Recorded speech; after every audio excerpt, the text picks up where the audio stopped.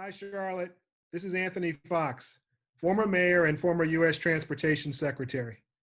This is voting season. The 2020 elections are the most important elections in any of our lifetimes. So much is at stake, whether it is dealing with the global pandemic or economic uncertainty or the great social unrest that has arisen in this country as a result of law enforcement and the killing of Black citizens. All of these issues are ones in which you have an opportunity to make a choice about who represents you in 2020, whether it's on school board, county commission, governor, senator, or the highest office in the land. Your voice matters. So this November is our opportunity to change things. And I would encourage all of you to get out and vote. Vote if you can make it to the polls. Vote if you have to file an absentee ballot. However you get there, please make sure this election season your voice is heard.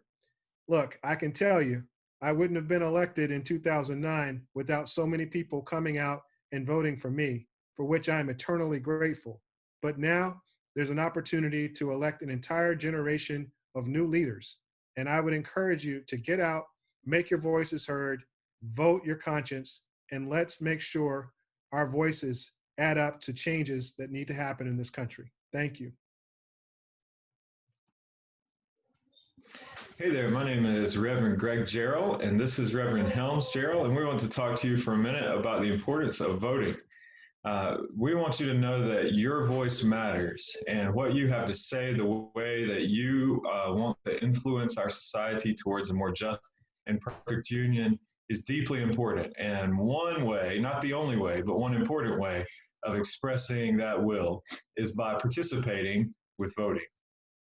So the first step to voting is to make sure that you're registered, to register yourself, and then go a step further and register your neighbor, register your friend, register the person you pass by, help everybody to get registered to vote. When it's time to vote, you can mail in your vote, which is a pretty easy process where you just send it in the mail. And that is a perfectly easy way, especially if you can't make it to the polls. And you can even help your neighbors to know how to do the mail-in votes as well. Or if you'd like to get to the polls and vote, that's great. And if you need a ride, holler at somebody and make sure that you get a ride to the polls so that you can vote. One last thing, your vote is your choice, but we always like to encourage folks to think about the ways that your vote can benefit those in our society who are often forgotten, who are oppressed by the people in power.